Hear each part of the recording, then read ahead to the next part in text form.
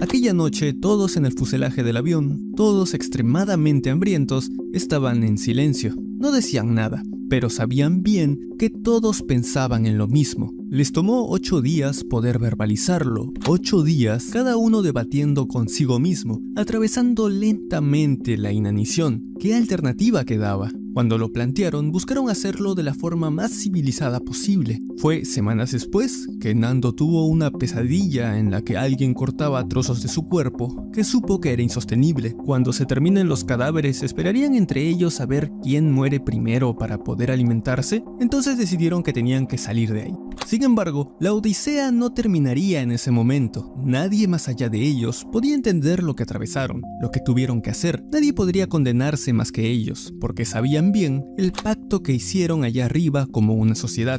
La supervivencia los había hermanado. No tenían por qué dar explicaciones, pero al volver a la otra sociedad, a la ordinaria, a la ajena, a la sensacionalista, vieron que no los dejarían en paz, que ninguna respuesta era suficiente, que el morbo vendía más que el milagro. Aún no había terminado lo que empezó hace 72 días en las montañas. Como se cuenta en el primer libro que narró oficialmente la historia de los uruguayos, un diario argentino sugirió que el alud que cayó sobre ellos era una mentira, que aquella noche los más sanos aprovecharon su condición para acabar con los más débiles y así poder alimentarse de ellos. Los supervivientes estaban hartos. Les habían pedido que guarden silencio sobre el tema, pero el 28 de diciembre, ya en Uruguay, ofrecieron una conferencia de prensa en la que hablarían de una vez por todas. ¿Qué fue exactamente lo que dijeron? ¿Cómo respondió la prensa, la sociedad entonces? ¿Qué tipo de versiones se habían esparcido previamente y cómo? Acompáñame a descubrir cómo fue aquel último trayecto que tuvieron que recorrer todos juntos. Desde el primer contacto con los periodistas a la pregunta general de cómo lograron sobrevivir, les seguía una más específica. ¿Con qué se alimentaron en un terreno tan inhóspito para la vida? Sobre ese tema... Sí. Nosotros nos cedían los alimentos para que estuviéramos fuertes a los que hacíamos las excursiones, y fue realmente racional a muerte. Los demás comían poquísimo, no había casi comida. Pero no hubo respuesta, y mucho menos insistencia. La noticia por sí sola de que 16 personas habían sobrevivido por más de 2 meses en los Andes era más que suficiente. El milagro saciaría la necesidad de la portada, la gula de los medios, y así los siguientes días fueron de alegría y júbilo. Los chicos se recuperan y pronto verán a sus familias de nuevo para Navidad. Era la calma antes de la tormenta, hasta que, otra vez, la prensa dejó de estar contenta con lo que sabían de los hechos. La insólita sobrevivencia de los 16 uruguayos que durante más de 70 días se mantuvieron con vida no tiene explicación científica, informaron los médicos que atendieron en Chile al grupo de deportistas de rugby.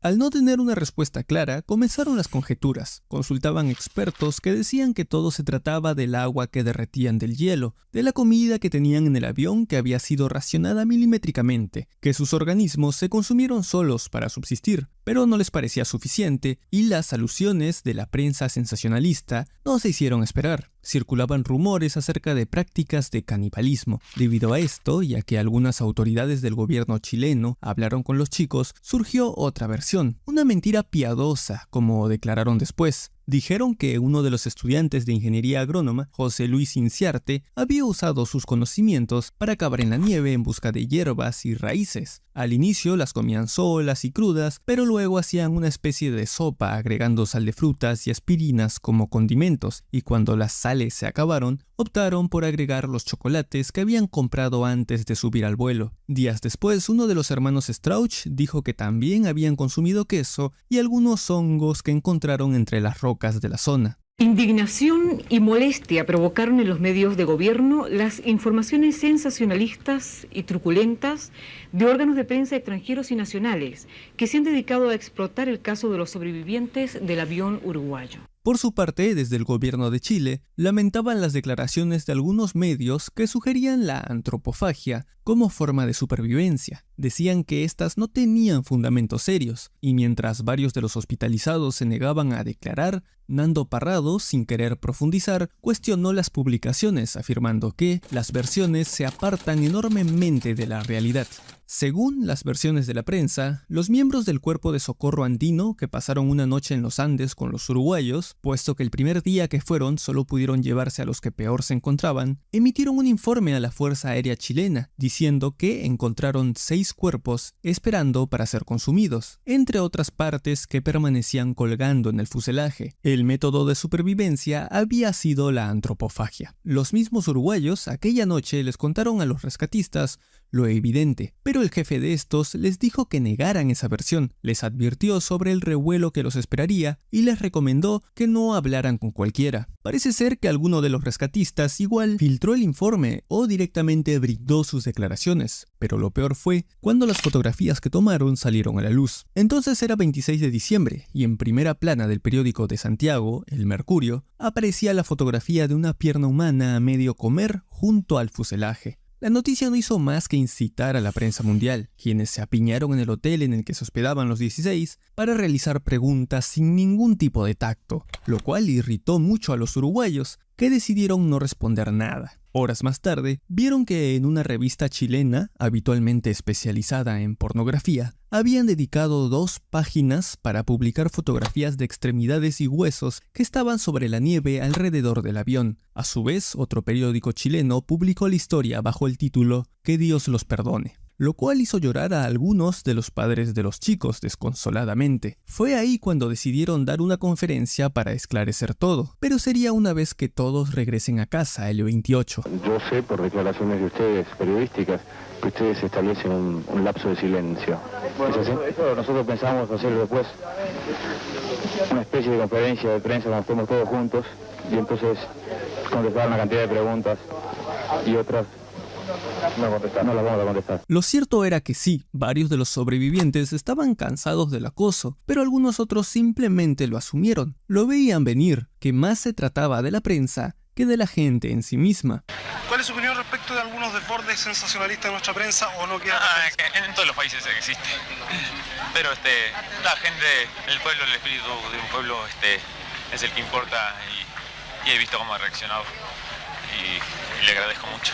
Es más, algunas portadas sí defendieron lo que tuvieron que hacer, a diferencia de tantas otras. Años después, Roberto Canessa recordaría toda la situación de la siguiente manera. Nosotros no queríamos contarlo públicamente porque nos parecía una falta de consideración a la familia de los que no habían vuelto.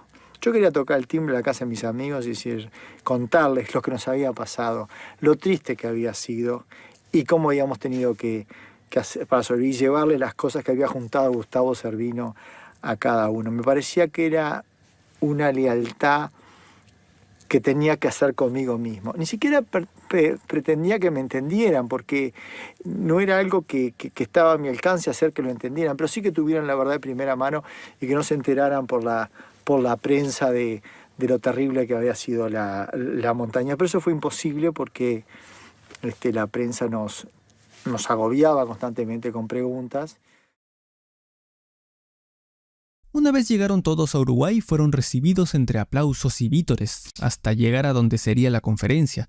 Todos esperaban lo que aquellos valientes jóvenes tenían que decir, incluida la prensa de todo el país, que desde que estalló el morbo en los medios de todo el resto del mundo, ellos habían guardado silencio. Un respeto patriótico quizá hizo que esperasen a la versión de los chicos. Entonces, Alfredo Delgado tomó la palabra y comenzó.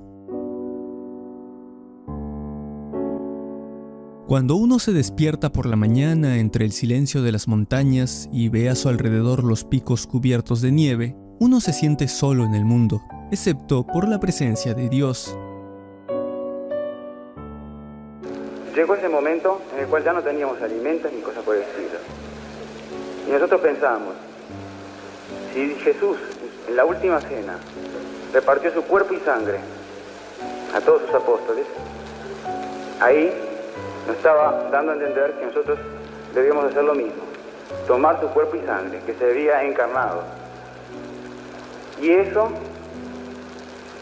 que fue una comunión íntima entre todos nosotros, fue lo que nos ayudó a subsistir. Y fue una entrega a cada uno.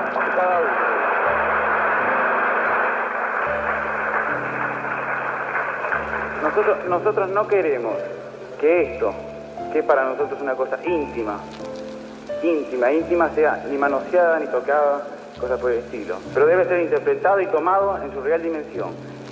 Y tienen que pensar en todo lo grande que fueron aquellos muchachos.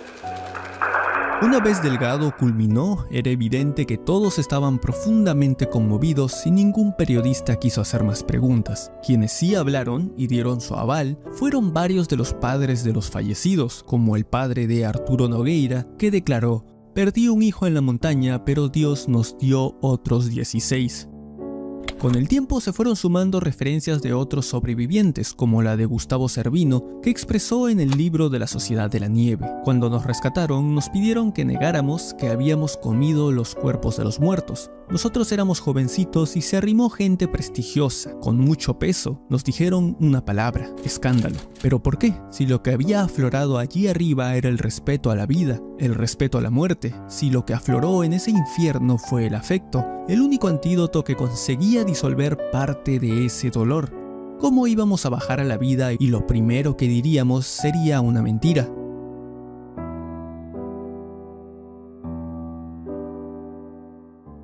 Después de esta última travesía, los sobrevivientes pudieron continuar su vida tratando de mirar siempre hacia adelante, pero sin olvidar nunca aquella sociedad que habían formado. Por otro lado, mirar de nuevo esta parte de la historia de la que no se cuenta tanto, creo que es necesario para reflexionar sobre la ética de los medios, la moral de aquella sociedad y pensar si las cosas han cambiado.